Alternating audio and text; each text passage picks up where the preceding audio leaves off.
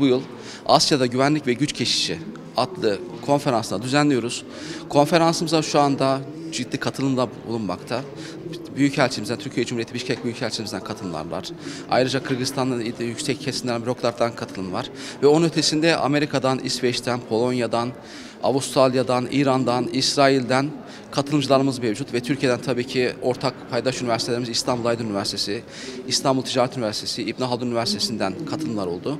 Biz onların desteği için çok teşekkür ederiz. İnşallah Manas Forum ikincisi olarak düzenleniyor ama bu artık bir gelenek haline gelecek ve ilerleyen yıllara devam edecek.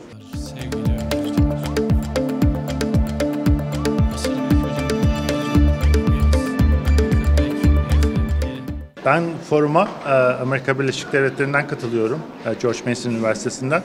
Buradaki konuşmam çatışma çözümü ve barış inşasının bu tür Asya bölgesindeki geçiş süreçleri, güç ve güvenlik geçiş süreçlerindeki rolü üzerindeydi. Çünkü bu tür süreçler gerçekten önemli ve özellikle Orta Asya bölgesindeki durum nedeniyle. O nedenle hem öğrenciler hem de burada diğer katılımcılarla da çok güzel bir iletişimimiz oldu. Bizlere çok güzel sorular sordular ve iyi bir iletişim kurduğumuzu düşünüyorum. Ve bu forumun zaten en önemli amaçlarından birisi de bu. Değişik fikirleri birlikte tartışaraktan en iyi şekilde bunların uygulanmasını sağlayabilmek. Katılımcılarla da bunu yaptığımızı düşünüyorum.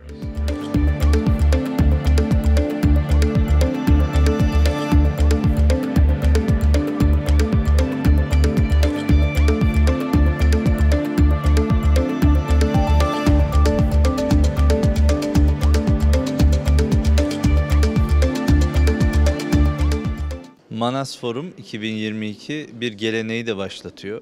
Özellikle dünyanın ekonomik ve siyasal değişimlerinin olduğu bir dönemde bu meselelere Asya merkezli bir yaklaşım sergileme açısından Kırgızistan ve Bişkek ev sahipliğinde bu organizasyon oldukça kıymetli. İstanbul Ticaret Üniversitesi olarak da bu organizasyonun ortakları arasında yer alıyoruz. Bu anlamda bu katkıyı sunmaktan da çok mutluyuz. Manas Forum'un ilerleyen yıllarda da bu konulara özellikle çözüm önerileri getireceği, politika yapıcılara katkı sağlayacağını ve akademik bilgi birikimi üreteceğine yürekten inanıyorum. Bunun için de bireysel olarak, kurumsal olarak da sürecin içerisinde yer alıyoruz. Manas Forum 2022'ye katılıyoruz. Kırgız Manas Üniversitesi'nin ev sahipliğinde yapılan. Çok mutluyum buraya katılmaktan işin açıkçası. Çok güzel paneller oldu, dünden beri gerçekleşiyor. Bugün ben de bir sunum yapacağım Türk Devletleri Teşkilatı üzerine.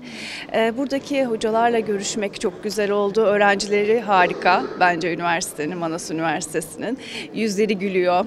Çok bilgililer, çok güzel sorular soruyorlar. Benim açımdan çok güzel bir konferans gerçekleşiyor. Burada olmaktan çok mutluyum.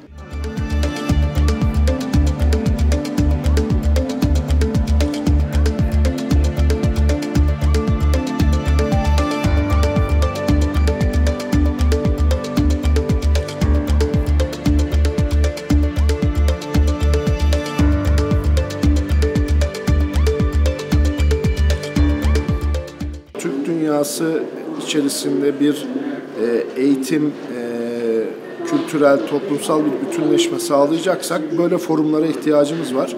Ben Manas Üniversitesi'ni ve kendi üniversitemi İstanbul Aydın Üniversitesi'ni, İstanbul Ticaret Üniversitesi'ni ve bu üç üniversiteyi gerçekten tebrik ediyorum böyle bir organizasyon yaptıkları için.